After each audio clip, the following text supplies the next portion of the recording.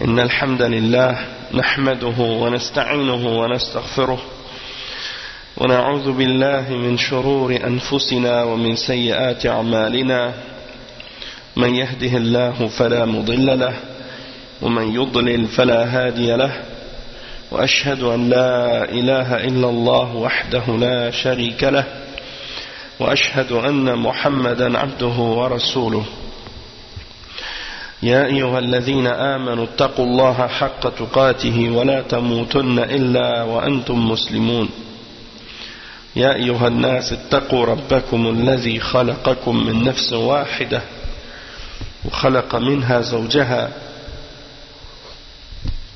وبث منهما رجالا كثيرا ونساء واتقوا الله الذي تساءلون به والأرحام إن الله كان عليكم رقيبا يا أيها الذين آمنوا اتقوا الله وقولوا قولا سديدا يصلح لكم أعمالكم ويغفر لكم ذنوبكم ومن يطع الله ورسوله فقد فاز فوزا عظيما أما بعد وإن خير الكلام كلام الله وخير الهدي هدي محمد صلى الله عليه وسلم وإن شر الأمور محدثاتها وكل محدثة بدعة وكل بدعة ضلالة وكل ضلالة في النار أما بعد. Donc on commence aujourd'hui les cours de tafsir et on va faire le tafsir des as-suwar al-mufassal. Qu'est-ce qu'on appelle dans le Coran as-suwar al-mufassal, c'est-à-dire les suwar qui sont courtes et qui ont des versets courts, et c'est de surat al-Hujurat jusqu'à surat al-Hadid. Donc on va commencer avec le tafsir de Cheikh Muhammad ibn Salih al-Uthaymin. Muhammad ibn Salih al-Uthaymin, rahimahullah, un des grands ulama de notre siècle. Et Inch'Allah, on va essayer de profiter pendant le Ramadan, puisque, alhamdulillah, c'est le mois du Coran, le mois dans lequel le Coran a été révélé. Donc c'est important de se concentrer sur le Coran. Et c'est pas seulement la lecture et la récitation du Coran, mais le plus important, c'est la compréhension du Coran ainsi que l'application de ce qu'on a compris. Donc beaucoup de gens parmi les musulmans, ils récitent le Coran du début à la fin et ils le font mémoriser à leurs enfants, mais ils ne le comprennent pas. Et la raison pourquoi ils ne le comprennent pas, c'est parce qu'ils ne font pas d'efforts pour assister aux cours, les cours de Aqidah, les cours de fiqh. Parce que dans les cours de Aqidah, dans les cours de fiqh et dans les autres cours de sciences de l'islam, eh bien, tout ça c'est basé sur l'interprétation et l'explication et la compréhension du Coran. Puisque le Coran, il nous explique des règles à propos d'Allah subhanahu wa ta'ala, à propos de la foi, à propos de la aqidah, du tawhid, à propos du fiqh, comment adorer Allah. Mais souvent, ces règles sont mentionnées dans le Coran à différents endroits et pas nécessairement en ordre. Donc les ulama de l'islam, qu'est-ce qu'ils ont fait?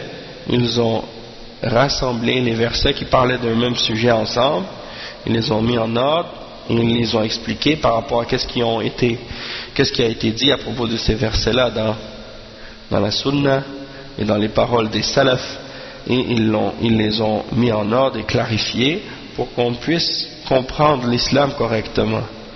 Mais ceux qui se limitent uniquement à réciter le Coran sans revenir aux explications des ulama et aux clarifications des salafs, eh bien c'est certain que leur compréhension de l'islam elle est incomplète et elle n'est pas solide. Et ces gens-là peuvent souvent tomber dans des shubuhat facilement parce qu'ils ne connaissent pas les fondements de la religion de façon claire.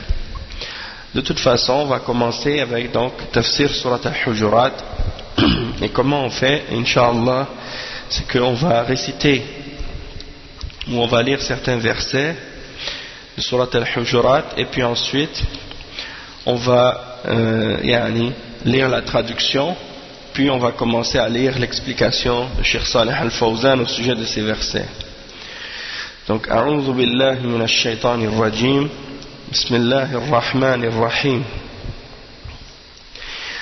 يا أيها الذين آمنوا لا تقدموا بين يدي الله ورسوله واتقوا الله إن الله سميع عليم يا أيها الذين آمنوا لا ترفعوا أصواتكم فوق صوت النبي ولا تجهروا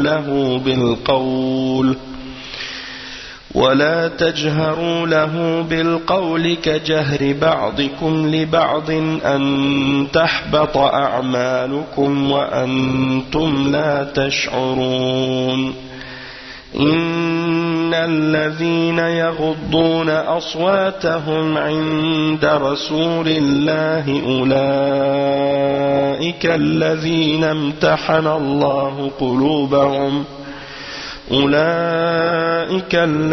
امتحن الله قلوبهم للتقوى لهم مغفرة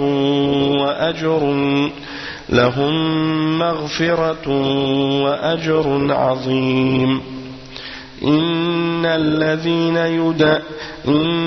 الذين ينادونك من وراء الحجرات أكثرهم لا يعقلون ولو أنهم صبروا حتى تخرج إليهم لكان خيرا لهم والله غفور رحيم يا أيها الذين آمنوا إن جاءكم فاسق بنبأ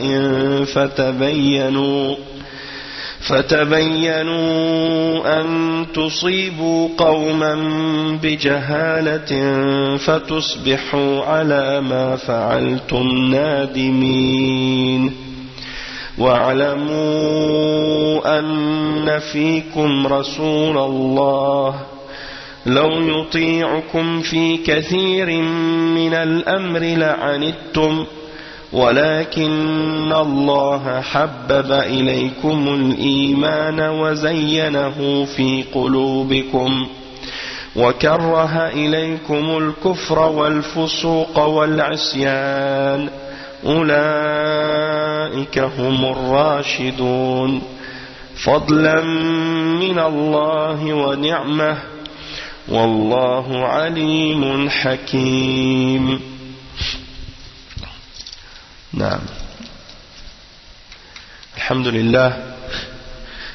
Donc ça c'est les premiers versets, le premier verset de Surat Al-Hujurat, le verset 1 à 8. Allah subhanahu wa ta'ala dit dans ces versets-là ce qui signifie: au nom d'Allah, le tout miséricordieux, le très miséricordieux, ô vous qui avez cru, ne devancez pas Allah et son messager et craignez Allah. Allah est audient et omniscient. Ô vous qui avez cru, n'élevez pas vos voix au-dessus de la voix du prophète et ne haussez pas le ton en lui parlant comme vous le haussez les uns avec les autres. Sinon, vos œuvres deviendraient vaines sans que vous vous en rendiez compte. Ceux qui auprès du messager d'Allah baissent leur voix sont ceux dont Allah a éprouvé les cœurs pour la piété. Ils auront un pardon et une récompense énorme. Ceux qui t'appellent à haute voix de derrière les appartements, la plupart d'entre eux ne raisonnent pas. Et s'ils patientaient jusqu'à ce que tu sortes à eux, ce serait certes mieux pour eux. Allah cependant est pardonneur et miséricordieux.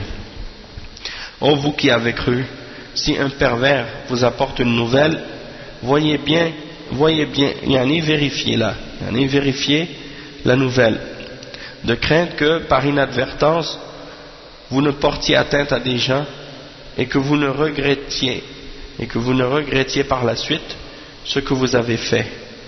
Et sachez que le messager d'Allah est parmi vous. S'il vous obéissait dans maintes affaires, vous seriez en difficulté. Mais Allah vous a fait aimer la foi et l'a embellie dans vos cœurs et vous a fait détester la mécréance, la perversité et la désobéissance.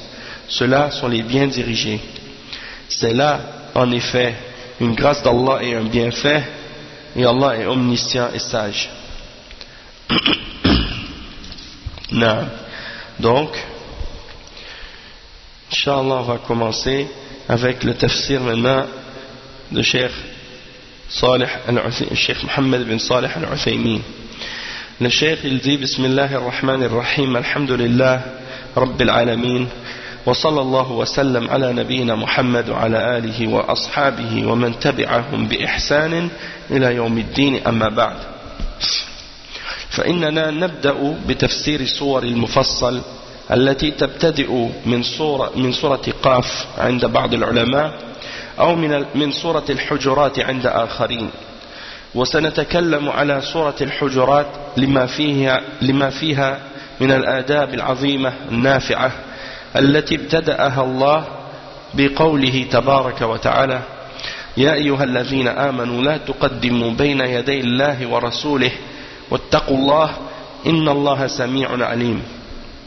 Donc le cheikh il commence en disant au nom d'Allah, le tout miséricordieux, le très miséricordieux, louange à Allah le Seigneur des mondes, et paix et salut sur le prophète, notre prophète Muhammad sallallahu alayhi wa sallam, et sur sa famille, sur ses compagnons et ceux qui l'ont suivi de la meilleure manière jusqu'au jour de la résurrection. Ensuite, nous allons commencer le tafsir des sourates, le pluriel de surah, c'est surah, des sourates qui sont al-mufassal, et elles débutent par surat Qaf pour certains ulama, tandis que elles débutent par al-Hujurat pour d'autres.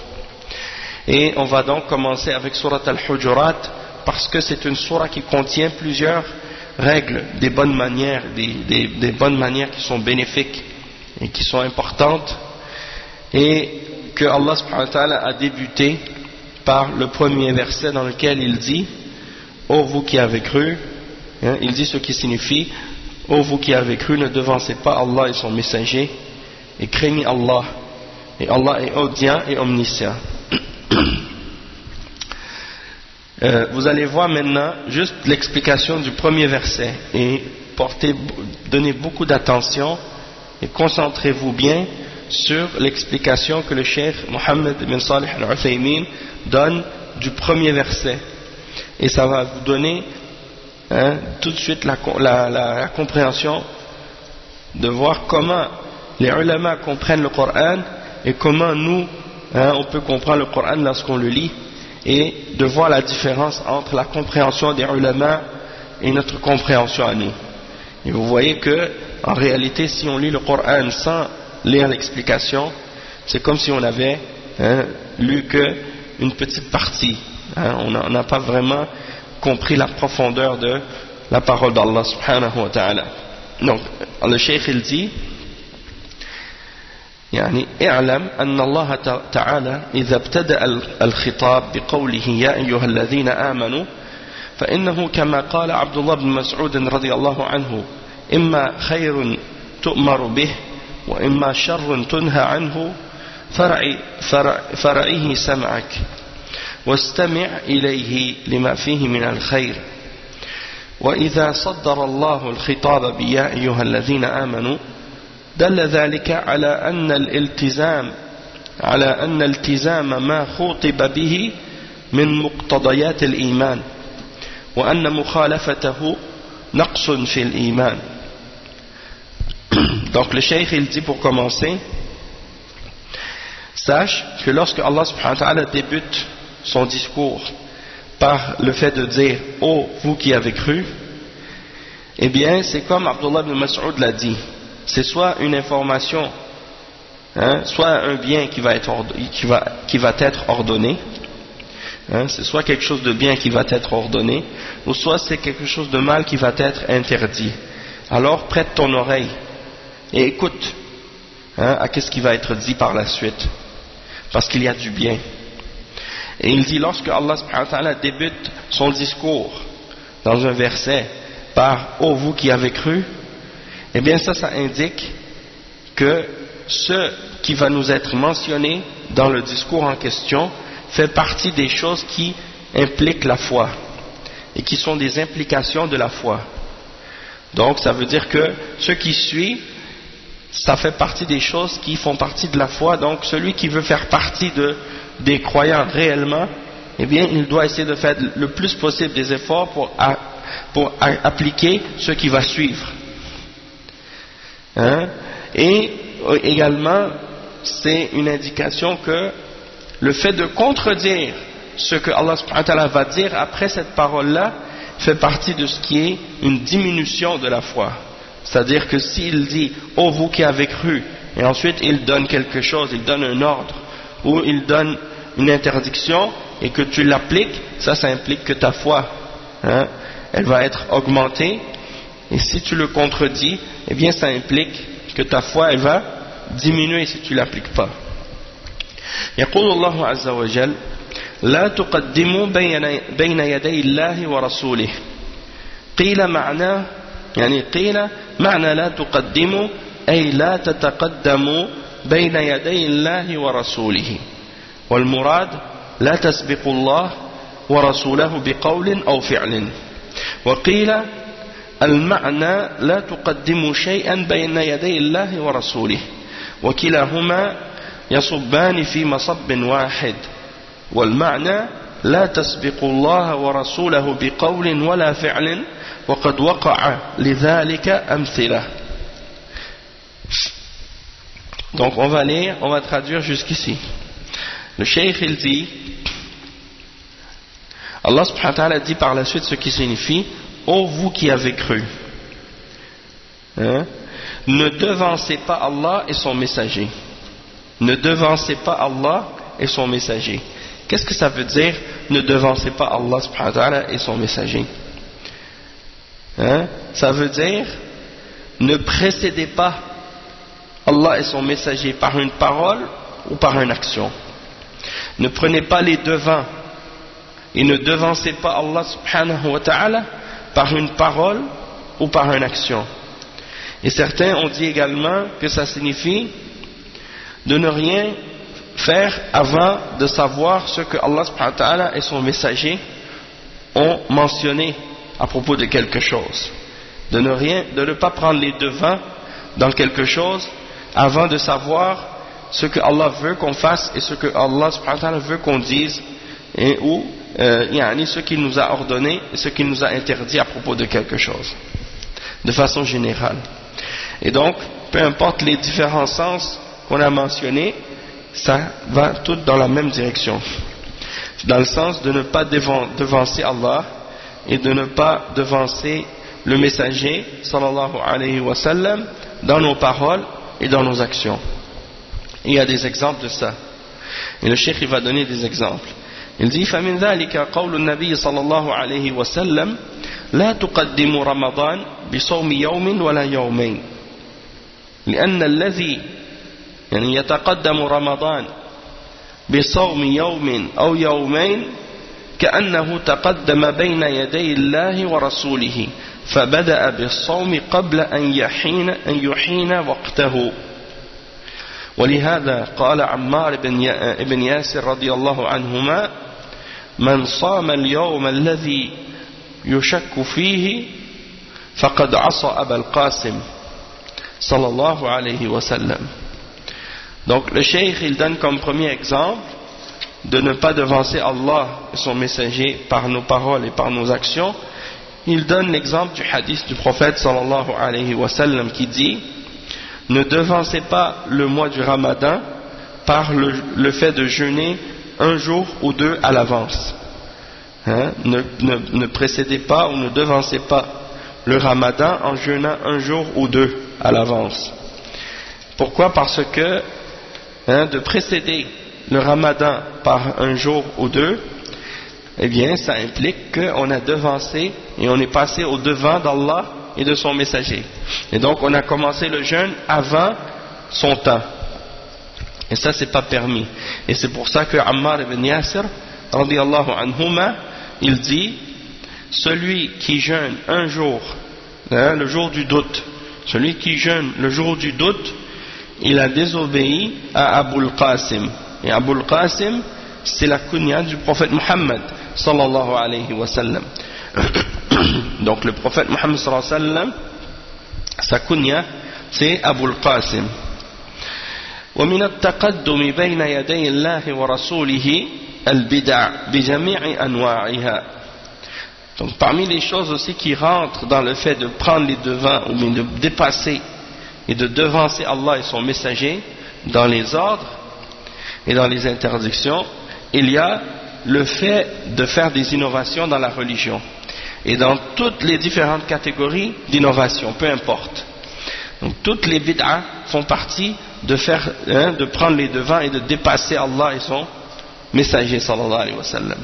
Et donc le cheikh il dit وَمِنَ التَّقَدُّمِ بَيْنَ يَدَيِ اللَّهِ وَرَسُولِهِ الْبِدْعَ بِجَمِيعِ أَنْوَاعِهَا فإنها تقدم بين يدي الله ورسوله بل هي أشد التقدم لأن النبي صلى الله عليه وسلم قال عليكم بسنتي وسنة الخلفاء الراشدين المهديين من بعدي تمسكوا بها وعضوا عليها بالنواجذ وإياكم محدثات الأمور وأخبر بأن كل بدعة ضلالة وصدق صلى الله عليه وسلم فإن حقيقة حال المبتدع أنه يستدرك على الله ورسوله ما فات مما يدعي أنه شرع كأنه يقول إن الشريعة لم تكمل وأنه كملها كما أتى به وأنه كملها بما أتى به من البدعة وهذا معارض تماما لقوله تعالى اليوم أكملت لكم دينكم فيقال لهذا الرجل الذي ابتدع أهذا الذي فعلته كمال في الدين إن قال نعم فإن قوله هذا يتضمن أو يستلزم تكذيب قوله تعالى اليوم أكملت لكم دينكم وإن قال ليس كمالا في الدين قلنا إذن هو نقص لأن الله يقول فماذا بعد الحق إلا الضلال. نعم. Donc on va expliquer cette partie. Le cheikh il dit parmi les choses donc qui font partie du fait de devancer Allah et son messager, il y a les innovations, toutes les formes de bid'ah que les gens peuvent faire.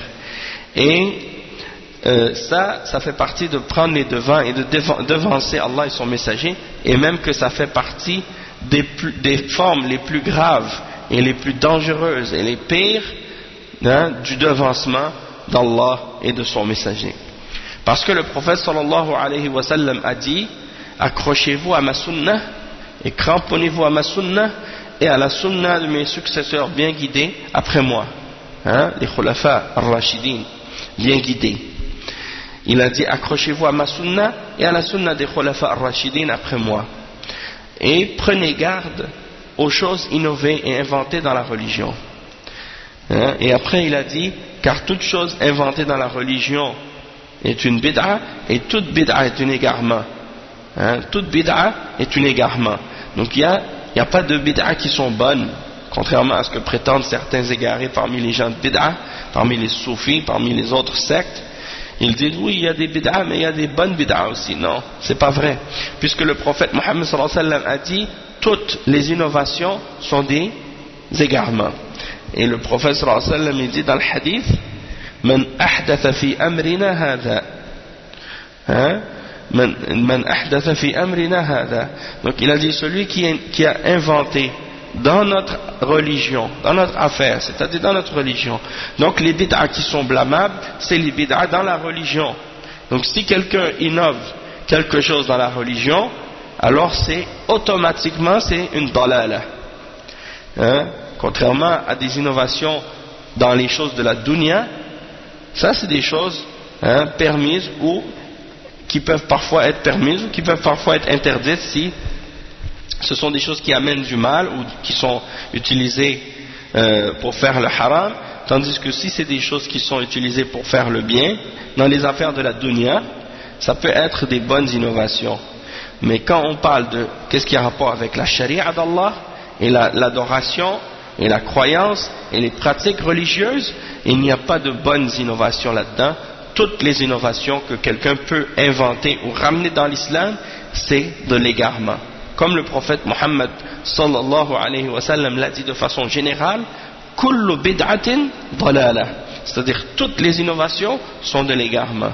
Et il a certes dit vrai sallallahu alayhi wa sallam, parce que la réalité de l'innovateur, celui qui est mubtadi', lorsqu'il invente une bid'a dans la religion, eh bien c'est comme s'il était en train de dire à Allah et à son messager, vous avez manqué quelque chose, vous avez oublié des choses dans la religion, et moi, le mubtadi', je viens pour rajouter et compléter et parfaire l'islam, parce que vous l'avez, toi Allah et ton messager, vous n'avez pas complété comme il faut la religion de l'islam. Moi, l'innovateur, le mubtadi', je viens pour rajouter ce qui manque dans l'islam. Et ça, il n'y a pas de doute que celui qui pense ça, c'est un égaré. C'est un égaré, à la limite, ça c'est une parole de kufr s'il pense ça. Et s'il croit réellement en ça, que la religion elle est incomplète et que c'est lui qui vient pour la compléter et la parfaire. Parce que les mubtadi'ah, ils disent pas ça en général. Ils vont pas venir pour dire aux gens la religion elle n'est pas complète, donc il faut la compléter et c'est nous qui venons la compléter. Ils le disent pas avec leur bouche et ils expriment pas ça avec des mots, mais dans leur action et dans ce qu'ils font comme bid'a, eh bien c'est ça ce que ça implique en réalité. Ça implique qu'ils croient que la religion est imparfaite, incomplète et qu'ils sont venus eux la compléter. Et ça c'est en opposition totale avec ce que Allah subhanahu wa ta'ala a dit dans le Coran à ce sujet-là, puisqu'il dit dans Surat Al-Ma'idah, Al-Yawma akmaltu lakum dinakum, c'est-à-dire aujourd'hui j'ai complété pour vous votre religion.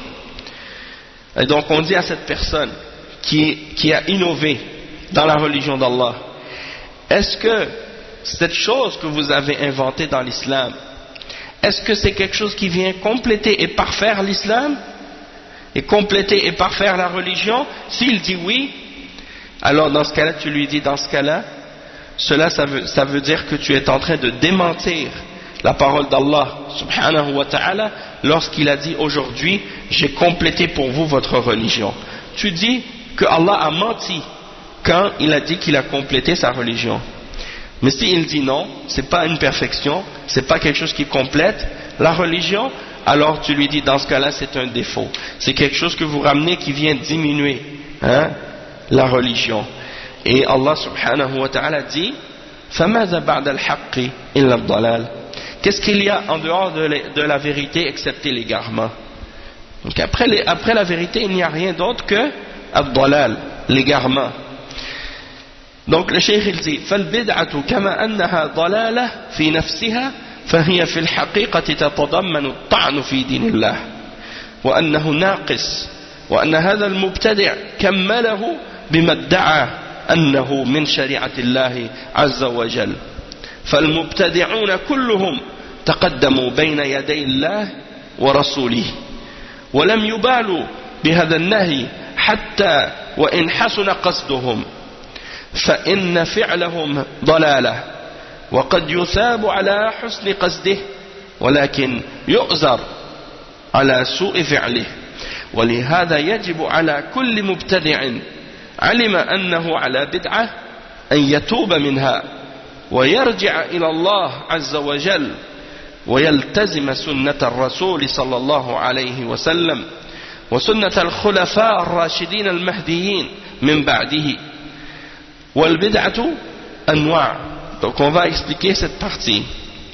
Cheikh Mohammed ibn Salih al-Uthaymin rahimahullah, il dit la bid'a, de la même manière que c'est un égarement en elle-même, eh bien elle est dans sa réalité une attaque et une insulte contre la religion d'Allah, puisque c'est comme une prétention que la religion elle est défaillante, incomplète, imparfaite, et qu'elle attendait ou elle avait besoin d'être complétée et parfaite par cette personne qui prétend faire quelque chose de la religion alors que ça n'a pas été révélé par Allah.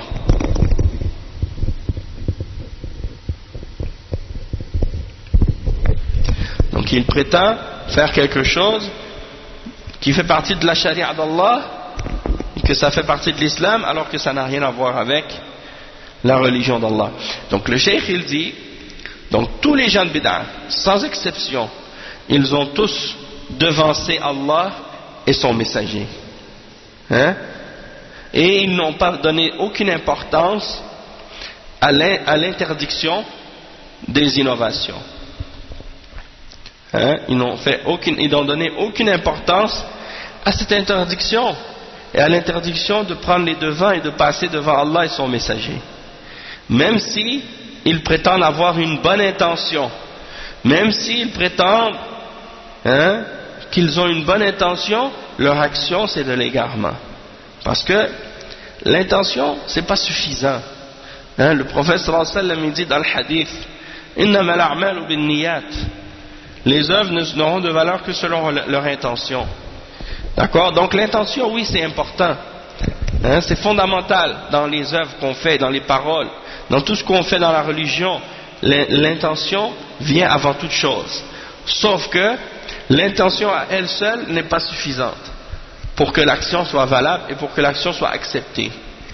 Il faut que l'intention soit bonne et que l'action soit en accord avec la sunna.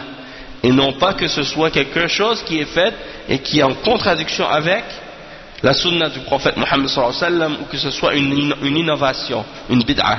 Parce que si c'est une bid'a, eh bien dans ce cas-là, c'est quelque chose qui sera rejeté. C'est quelque chose qui sera rejeté. Et donc, le cheikh il dit, même s'ils ont une bonne intention, leurs actions sont des actions d'égarement. Et il se peut qu'ils soient, c'est pas nécessairement que ce sera le cas. C'est pas, le cheikh il dit, c'est possible. Il dit c'est possible qu'ils soient récompensés pour leur bonne intention. C'est possible. Mais c'est certain qu'ils seront punis pour le mal qu'ils ont fait en faisant cette innovation et cette bid'a. Et il dit, et c'est pourquoi il est obligatoire à tout innovateur qui sait que ce qu'il fait est une bid'a de se repentir de cette bid'a et de revenir à Allah Azza wa Jal et de suivre la sunna du messager d'Allah sallallahu alayhi wa sallam et la sunna des khulafa al-rashidin al-mahdiyin après lui. Les khulafa al-rashidin, les successeurs bien guidés, de suivre leur exemple et l'exemple du prophète Mohammed sallallahu alayhi wa sallam en premier, puis leur exemple par la suite. D'accord? Donc ça c'est très très important. Mais qu'est-ce que le cheikh a dit par rapport à l'innovateur qu'il doit se repentir? Ça c'est l'obligation. Tous ceux qui font partie d'une secte, tous ceux qui font partie d'un groupe religieux qui contredit à sa base les fondements et les principes d'Ahl al-Sunnati wal-Jama'a et des Salafiyoun et des Salaf al-Salih et des principes et des fondements de l'Aqida des Salaf, ils doivent quitter la bid'a qu'ils font et cesser d'appartenir à ce groupe et se repentir de cela et suivre la sunna sans s'accrocher ou s'attacher à aucune secte ou aucun des groupes d'égarement et de bid'a. Non. Donc ça c'est fondamental. Et ils doivent cesser les bid'a qu'ils ont, que ce soit des bid'a dans la croyance, que ce soit des bid'a dans les adorations, que ce soit des bid'a dans la pratique religieuse. Toutes ces innovations, ils doivent les abandonner.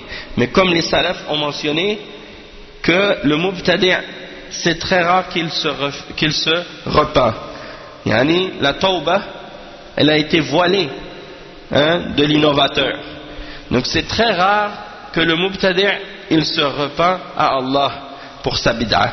Et la raison de cela, c'est parce que l'innovateur, il pense que qu'est-ce qu'il fait est aimé d'Allah. Et donc, lorsque quelqu'un pense que ce qu'il fait est aimé d'Allah, et que quand il le fait, il se rapproche à Allah, il va jamais vouloir s'en repentir. Il ne va jamais vouloir s'en repentir parce qu'il pense que ce qu'il fait est aimé d'Allah, est bien. Il pense que c'est un bien, il pense que Allah aime ce qu'il fait, il pense que Allah est satisfait de ce qu'il fait. Donc s'il pense cela, comment va-t-il se repentir? Et c'est pour ça que parmi les salafs, certains ont dit, et je crois que c'était Ayyub as-Sakhtiyani qui a dit ça parmi les salafs, il a dit que la bid'a est plus aimée de Iblis, le diable, que le péché. C'est-à-dire que le diable préfère que quelqu'un commette des bid'a que de le voir commettre des péchés. Et la raison de ça, c'est pourquoi? C'est parce que le péché, il a dit لأن المعصية يتاب منها وأما البدعة لا يتاب منها. C'est-à-dire que il a dit le péché, en général les gens s'en repentent. Les gens s'en repentent, puisque quand quelqu'un fait un péché, quelque chose qui est haram, les gens savent que ça c'est haram, ils le savent déjà en partant. Et donc même s'ils font le péché en question, mais ils ressentent en eux-mêmes le remords de l'avoir fait et la culpabilité de l'avoir fait, et ils vont chercher à demander pardon à Allah subhanahu wa ta'ala après l'avoir fait et à se repentir à Allah subhanahu wa ta'ala. Tandis que l'innovateur, le soufi, le chi'i, le khariji, le takfiri, le ikhwani, le tablighi, regardez Jamaat Tabligh, vous pensez qu'ils vont se repentir de faire qu'est-ce qu'ils font? Regardez les soufis qui dansent et qui sautent dans leur mosquée et qui se prosternent devant leur cheikh, au lieu de se prosterner uniquement devant Allah, et qui font plein de bid'a et de shirk. Vous pensez qu'ils vont se repentir de ça alors qu'ils sont convaincus que ce qu'ils font est une bonne action et que Allah est satisfait d'eux? Ils ne peuvent pas se repentir tant qu'ils réalisent pas que, tant qu'ils n'ont pas réalisé que ce qu'ils font est une déviation et une passion qu'ils suivent. Et c'est pour ça qu'on appelle les gens de bid'a, on les appelle les gens de la passion. Pourquoi? Parce qu'ils sont aveuglés par leur passion, par leur bid'a. Ils sont aveuglés par leur bid'a au point de penser que ça fait partie de la religion, et au point de penser que tous ceux qui sont en contradiction avec eux sont des égarés. Ils s'imaginent que ce sont seulement eux qui sont sur la droiture et que tous les autres parmi les musulmans sont dans l'égarement parce qu'ils ne font pas la même chose qu'eux. Et le pire, c'est qu'ils n'ont aucune preuve, ni dans le Coran, ni dans la Sunna, ni dans les paroles des salafs, pour supporter et justifier leur croyance ou leur pratique religieuse qu'ils prétendent être islamique. Donc c'est ça le danger de la bid'a. C'est ça ça fait partie ça des exemples du danger de la bid'a. Et donc le cheikh il dit والبدعة أنواع كثيرة بدع في العقيدة بدع في الأقوال بدع في الأفعال. Donc la bid'a elle est de différentes catégories. Il y a des innovations, des bid'a dans la aqida, dans la croyance. Comme par exemple, on va en donner des exemples. Le cheikh il va mentionner des exemples de ça. Des bid'a dans la croyance, chez les soufis, chez les shi'a rafida, chez les khawarij, chez les murji'a, chez également les mu'tazila, les jahmiya, les asha'ira, les maturidiyya, toutes ces différentes sectes. Il y a des bid'a dans la croyance chez eux. La bid'a des diyobandiyya, la bid'a des turq soufiyya. Tout ça c'est des innovations dans la croyance et dans les paroles également, dans les paroles qu'ils disent. Il y a beaucoup d'innovations dans les paroles et des bid'a dans les actions, des bid'a dans les pratiques et les actions. Donc, le cheikh il donne des exemples de chaque catégorie. Il dit وَأَمَّا الْبِدَعُ فِي الْعَقِيدَةِ فإنها تدور على شيئين إما تمثيل وإما تعطيل. فالتمثيل أن يثبت لله الصفات ولكن على وجه المماثلة، فإن هذا بدعة، لأنه لم يكن من طريق النبي صلى الله عليه وسلم وخلفائه الراشدين، فيكون بدعة. فمثلا يثبت أن لله وجها ويجعله مماثلا لأوجه المخلوقين، أو أن لله يدا ويجعلها مماثلة لأيدي المخلوقين، وهلم جرة. فهؤلاء مبتدعة بلا شك، وبدعتهم تكذيب لقوله تعالى ليس كمثله شيء، ولقوله ولم يكن له كفوا أحد، ولقوله تعالى هل تعلم له سميا. Donc le cheikh il dit, parmi les exemples des innovations dans la croyance, eh bien elles tournent autour de deux choses, التمثيل والتعطيل. Et ça c'est juste un exemple des innovations dans la croyance.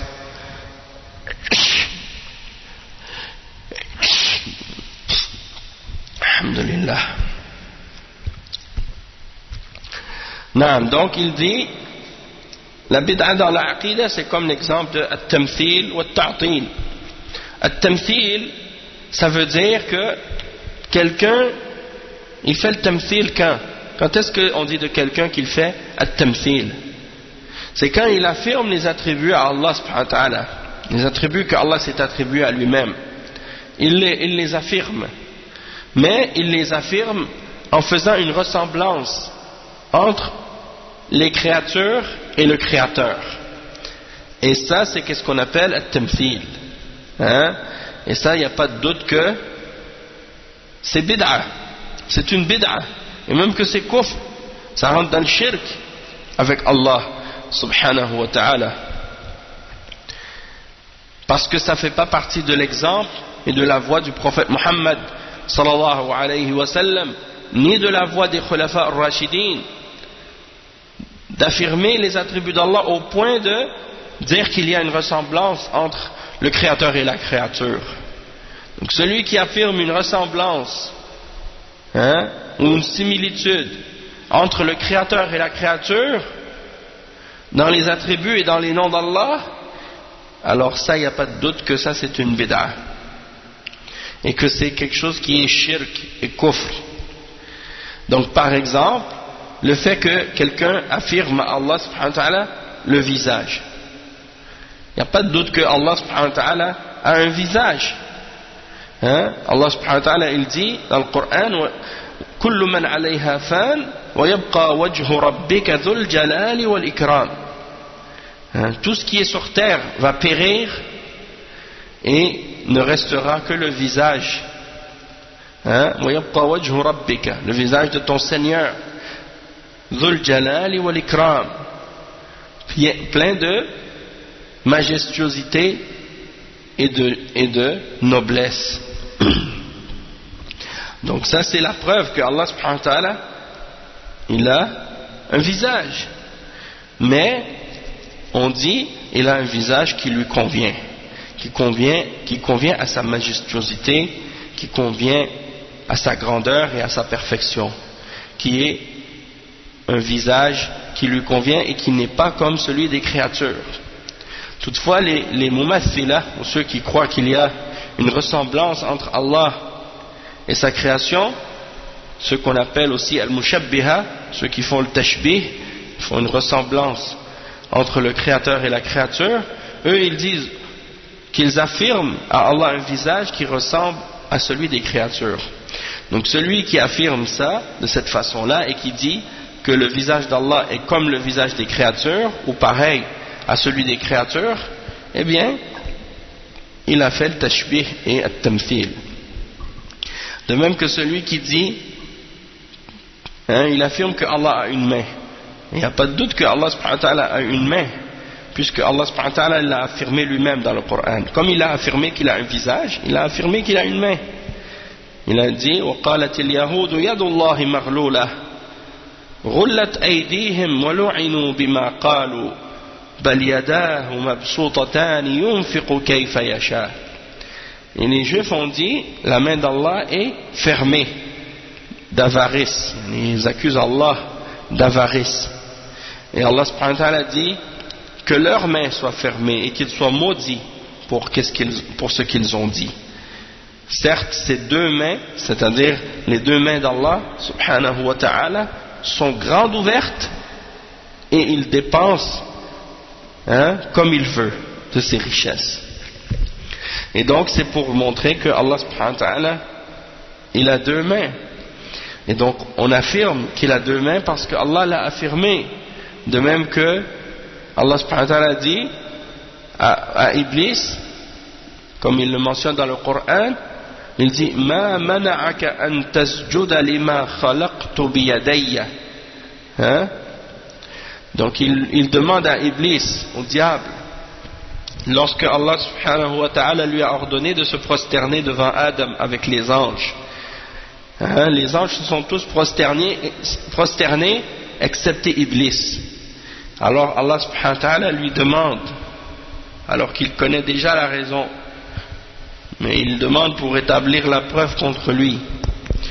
Il lui dit, qu'est-ce qui t'a empêché de te prosterner devant ce que j'ai créé avec mes deux mains, ou par mes deux mains? Donc c'est la preuve que Allah subhanahu wa ta'ala, il a deux mains.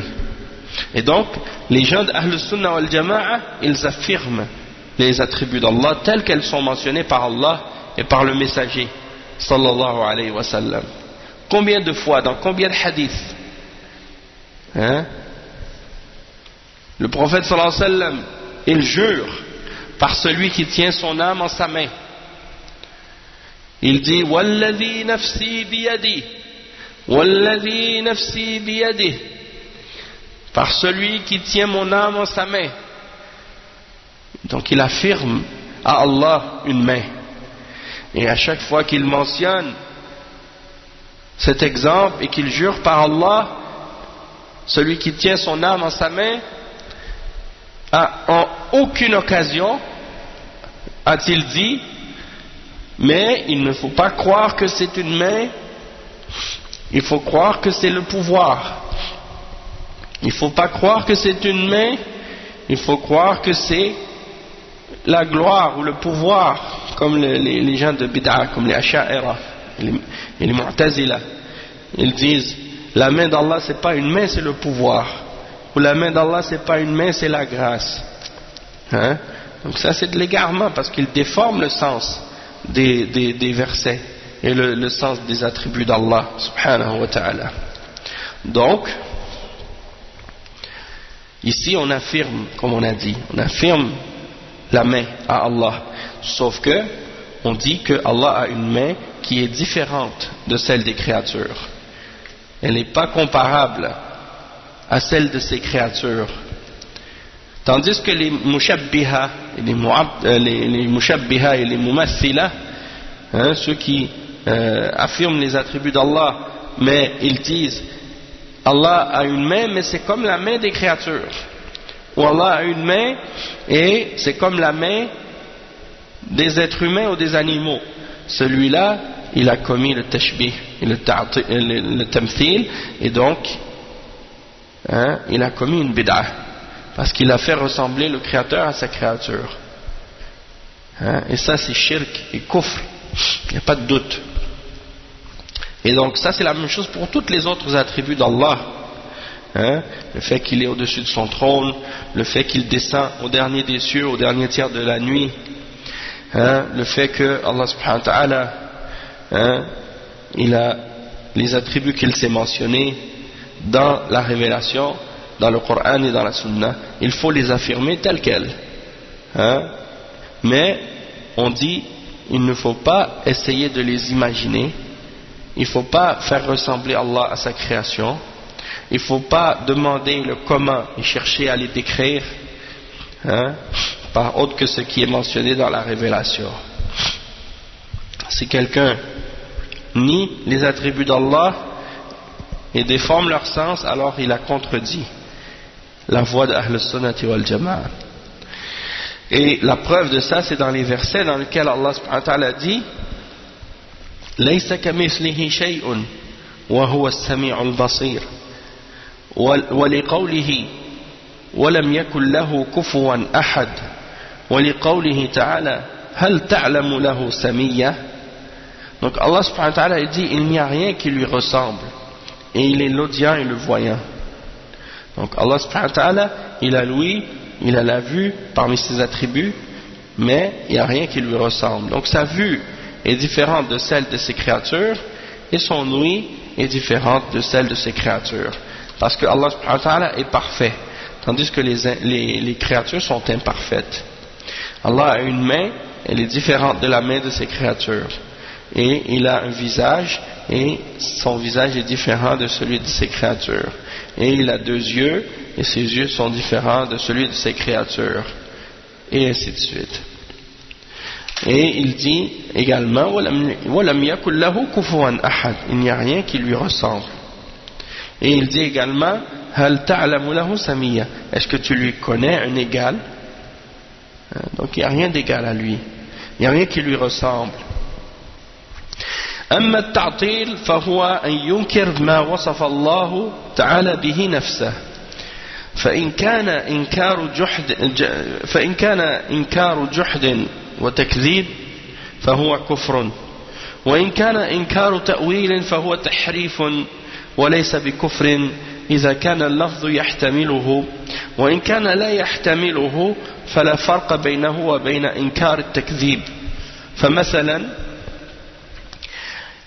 إذا قال إنسان إن الله سبحانه وتعالى قال بل يداه مبسوطتان فالمراد باليدين النعمة نعمة الدين ونعمة الدنيا أو نعمة الدنيا ونعمة الآخرة يعني فهذا تحريف لأن النعمة ليست واحدة ولا 1000 ولا ملايين وإن تعدوا نعمة الله لا تحصوها فليس النعمة 2 لا بالجنس ولا بالنوع فيكون هذا تحريفا وبدعة لأنه على خلاف ما تلقاه النبي صلى الله عليه وسلم وأصحابه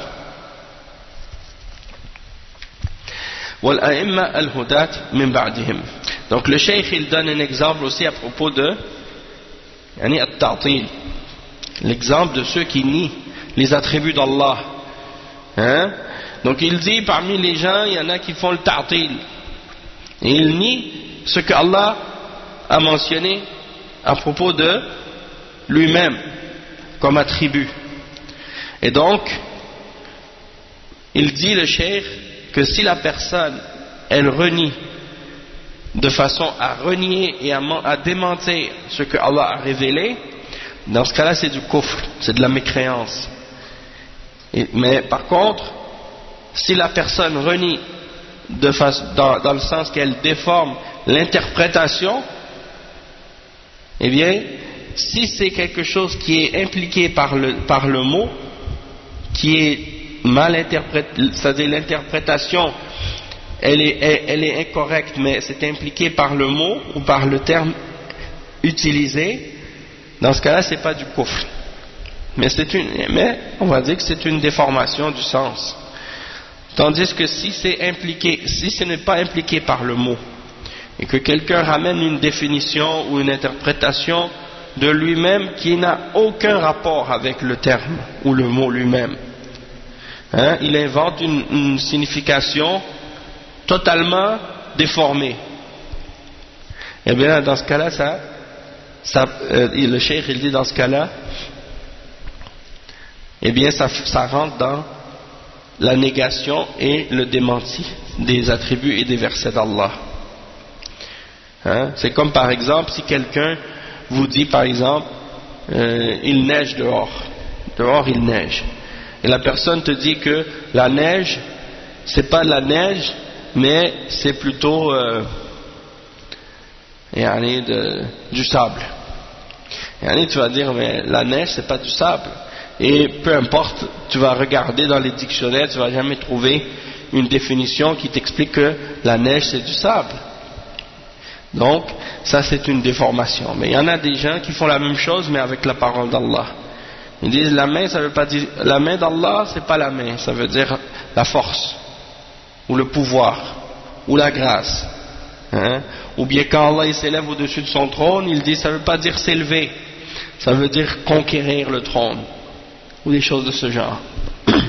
Donc ça rentre dans le fait de démentir et de nier les attributs d'Allah.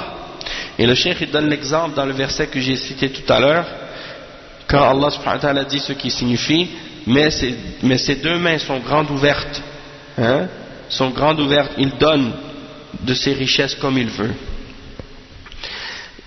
Les gens de bid'a comme les Asha'ira, les Maturidiyya, les Mu'tazila, ils disent, ça signifie quoi? Ça signifie les deux grâces. C'est pas les deux mains comme des mains, c'est des grâces en fait. Et ils disent c'est la grâce de la vie d'ici-bas et la grâce de la religion, ou la grâce de la vie d'ici-bas et la grâce de l'au-delà. Le cheikh il dit ça c'est une déformation de la signification du verset, puisque des mains on sait ce que ça signifie, et dans aucun dictionnaire arabe vas-tu trouver la définition d'une main comme étant une grâce. Donc la grâce c'est différent de la main. Et la grâce dans le Coran, Allah subhanahu wa ta'ala il dit il n'y a pas une seule grâce ou deux ou 1000 ou 1 million. Il dit وَإِن تَعُدُّوا نِعْمَةَ اللَّهِ لَا تُحْصُوهَا, c'est-à-dire que si tu essaies de compter les grâces d'Allah, tu ne pourras même pas les dénombrer tellement elles sont grandes et nombreuses. Donc tu ne peux même pas les compter, les grâces d'Allah. Donc comment quelqu'un pourrait penser ou dire que Allah a deux grâces? Donc Allah subhanahu wa ta'ala a dit qu'il a deux mains, eux ils disent il a deux grâces. Donc ça rentre dans le fait de déformer le sens de la parole d'Allah. Allah il n'a pas une grâce ou deux, ni dans le genre, ni dans la sorte de grâce, mais il en a des millions et des milliards et plus encore. Donc ça c'est de déformer le sens des attributs d'Allah, et c'est une bid'a de faire ça. Et ça peut même amener jusqu'au kufr, parce que si tu commences à faire ça, tu risques de nier les attributs d'Allah. Et si tu nies les attributs d'Allah, tu nies ce que Allah a dit à propos de lui-même et ce que le messager d'Allah sallallahu alayhi wa sallam a dit à propos d'Allah. Et bien dans ce cas-là, tu as renié la parole d'Allah. Et c'est du kufr. Et c'est en contradiction également avec tout ce que le prophète sallallahu alayhi wa sallam a mentionné, de même que ses compagnons et de même que les imams des salafs bien guidés après lui.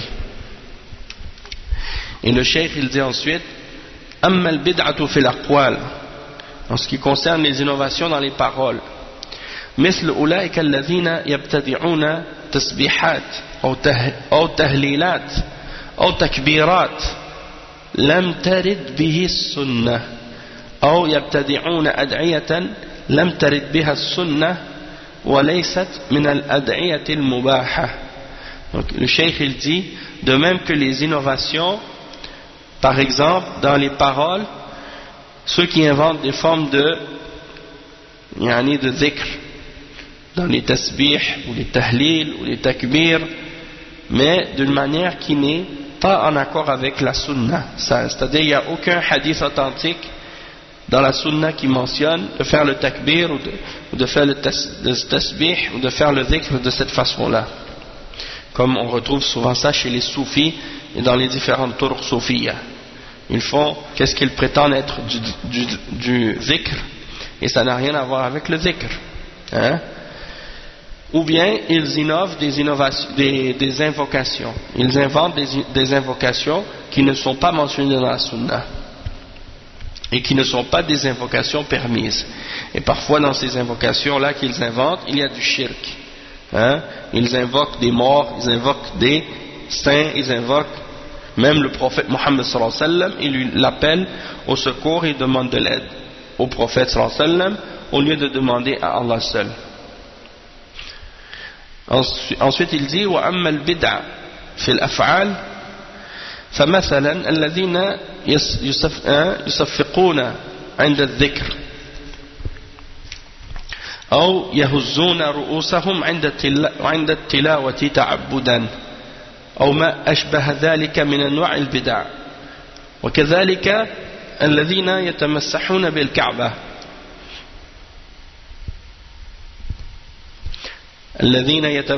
بالكعبة في غير الحجر الأسود والركن اليماني وكذلك الذين يتمسحون بحجرة النبي صلى الله عليه وسلم وحجرة قبره الشريف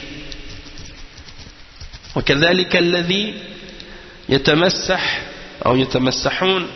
يتمسحون بالمنبر الذي يقال إنه منبر النبي صلى الله عليه وسلم في المسجد النبوي وكذلك الذين يتمسحون بجدران مقبرة البقيع أو بغير ذلك. Donc le cheikh il dit parmi les exemples d'innovation dans les actions, il y a l'exemple de ceux qui frappent des mains pendant le zikr, ou bien des gens qui bougent leur tête ou secouent leur tête pendant la récitation et qui le font de façon comme si c'était une adoration de bouger la tête, hein, comme les juifs. Allah musta'an. Il dit parce qu'il y a des soufis qui font ça. Quand ils récitent le Coran, ils se dandinent, ils bougent à gauche, à droite, ou en avant, en arrière, et ils bougent la tête. En tout cas, tout ça, ça rentre dans les innovations, dans les actions. De même que, également, ceux qui se frottent à la Kaaba, mais qui le font pour autre que la pierre noire et le coin al-Yamani. Le coin qui pointe vers le Yémen. Donc ces deux coins-là, on a le droit de les frotter. Le coin de Al-Hajar al-Aswad et le coin de Al-Rukn al-Yaman. Mais les autres coins, on n'a pas le droit de les toucher. Et le reste de la Kaaba, on n'a pas le droit de se frotter dessus. Il y en a qui le font pour, soi-disant, ils cherchent la baraka. Donc ils se frottent dessus. Ça, c'est pas permis, c'est une bid'a. De même que ceux qui se frottent à la chambre du prophète sallallahu alayhi wa sallam, dans le masjid al-Nabawi, la chambre du prophète sallallahu alayhi wa sallam, dans laquelle il a été enterré. Donc ça aussi c'est une bid'a de se frotter à ça. Ceux qui se frottent également au mimbar, ils prétendent que ça c'est le mimbar du prophète Mohammed sallallahu alayhi wa sallam à la mosquée, hein, al-masjid al-Nabawi, et ils se frottent à ce mimbar, alors qu'on sait très bien que c'est pas le mimbar du prophète sallallahu alayhi wa sallam. Il a été remplacé combien de fois depuis, hein? Et de même que ceux qui se frottent au mur du cimetière de Al-Baqi', la même chose. Et il y a beaucoup d'autres exemples de ça. Donc le cheikh il dit ensuite وَالْبِدَعُ كَثِيرَةٌ الْعَقَدِيَّةُ وَالْقَوْلِيَّةُ وَالْفِعْلِيَّةُ كُلُّهَا مِنَ التَّقَدُّمِ بَيْنَ يَدَيِ اللَّهِ وَرَسُولِهِ وكلها معصية لله ورسوله فإن الله يقول لا تقدموا بين يدي الله ورسوله والنبي صلى الله عليه وسلم يقول إياكم ومحدثات الأمور. Le cheikh il dit donc les innovations sont nombreuses dans les croyances, dans les paroles et dans les actions, et elles rentrent toutes dans le sens de prendre les devants et de devancer Allah et son messager, et elles sont toutes des désobéissances à Allah et à son messager, parce que Allah subhanahu wa ta'ala il dit ne devancez pas Allah et son messager. Et le prophète sallallahu alayhi wa sallam dit prenez garde aux choses inventées dans la religion. Le cheikh il dit wa min al-bid'a ma yusna'u fi Rajab كصلاة الرغائب التي تصلى ليلة أول جمعة من شهر رجب وهي 1000 ركعة يتعبدون لله بذلك وهذا بدعة لا تزيدهم من الله إلا بعدا لأن كل من تقرب إلى الله بما لم يشرعه فإنه مبتدع ظالم لا يقبل الله منه تعبده لما ثبت في الصحيحين وغيرهما عن عائشة رضي الله عنها أن رسول الله صلى الله عليه وسلم قال: من عمل عملا ليس عليه أمرنا فهو رد، من عمل عملا ليس عليه أمرنا فهو رد. ومن التقدم بين يدي الله ورسوله أن يقول الإنسان قولا يحكم به بين عباد الله أو في عباد الله وليس من شريعة الله، مثل أن يقول هذا حرام أو هذا حلال أو هذا واجب أو هذا مستحب بدون دليل، فإن هذا من التقدم بين يدي الله ورسوله. وعلى هذا وعلى من قال قولا وتبين له أنه خطأ فيه أن يرجع إلى الحق حتى لو شاع القول بين الناس وانتشر وعمل به من عمل من الناس، فالواجب عليه أن يرجع وأن يعلن رجوعه أيضا، كما أعلن مخالفته التي قد يكون معذورا فيها إذا كانت صادرة عن اجتهاد، فالواجب الرجوع إلى الحق. فإن تمادى الإنسان في مخالفة الحق فقد تقدم بين يدي الله ورسوله صلى الله alayhi wa sallam. Donc le cheikh il dit, et parmi les innovations qui sont faites dans le mois de Rajab, il y a qu'est-ce que les soufis font en général qui s'appelle Salatul Raghaib. Et dans la première nuit de Jumu'ah du mois de Rajab, ils font 1000 salat ou 1000 rak'ah, pardon, 1000 rak'ah, subhanallah. Et ils pensent qu'ils adorent Allah en faisant ça. Et le cheikh il dit ça c'est une bid'ah, et ça ne les augmente d'Allah qu'en éloignement. Ça ne les augmente d'Allah qu'en éloignement, parce que on n'a pas le droit d'adorer Allah subhanahu wa ta'ala par autre chose que ce qu'il a légiféré. Et si quelqu'un veut se rapprocher d'Allah par quelque chose que Allah subhanahu wa ta'ala n'a pas légiféré, alors c'est un innovateur et un injuste. Et Allah subhanahu wa ta'ala ne va pas accepter de sa part son adoration, car il a été mentionné dans Al-Bukhari et Muslim et d'autres également, selon Aïcha radiyallahu anha, qu'elle a dit que le messager d'Allah sallallahu alayhi wa sallam a dit: celui qui pratique une action qui ne fait pas partie de notre religion, elle sera rejetée. Et donc ça fait partie de prendre les devants et de devancer Allah et son messager.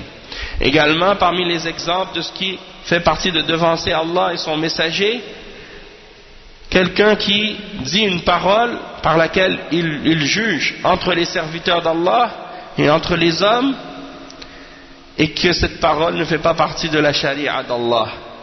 Comme par exemple quelqu'un qui dit ceci est halal, ceci est haram, ceci est obligatoire, ceci est recommandé, sans aucune preuve. Et bien ça aussi ça rentre dans le fait de prendre les devants et de devancer Allah et son messager. Et donc celui qui dit une parole et qui par la suite réalise que c'est une erreur, eh bien il doit revenir vers la vérité. Il doit revenir vers la vérité, même si cette parole a été diffusée publiquement et propagée partout, et que les gens ont commencé à agir selon cette parole parmi les gens ont commencé à l'appliquer. L'obligation pour lui, c'est de le corriger et de revenir publiquement, et d'annoncer publiquement qu'il revient sur sa position. De la même manière que celui qui a fait une erreur dans laquelle il est excusé parce qu'il a fait par ijtihad, eh bien il doit revenir et faire connaître et faire savoir son erreur. Donc la même chose pour celui qui a fait une erreur dans la religion, il doit revenir à la vérité plutôt que de persister dans l'erreur et dans la contradiction de la vérité, il ne doit pas donc continuer dans le faux. Il doit annoncer et expliquer son erreur et revenir publiquement. Sinon, s'il persiste à continuer dans sa contradiction de la vérité, alors il n'y a pas de doute qu'il a pris les devants, il a devancé Allah et son messager sallallahu alayhi wa sallam. Et ensuite,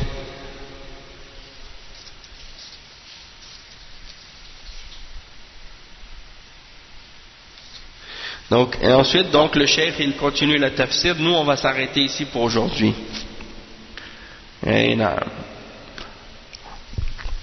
Donc ça c'est pour le premier cours.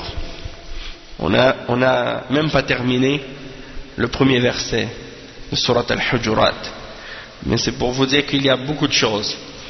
Donc quand les gens ils lisent le verset Ya ayyuhalladhina amanu la tuqaddimu bayna yaday Allahi wa rasulih, les gens ils savent pas tout ce que ça peut impliquer comme explication et comme signification, et ils ne comprennent pas le danger qui est mentionné dans ce verset là.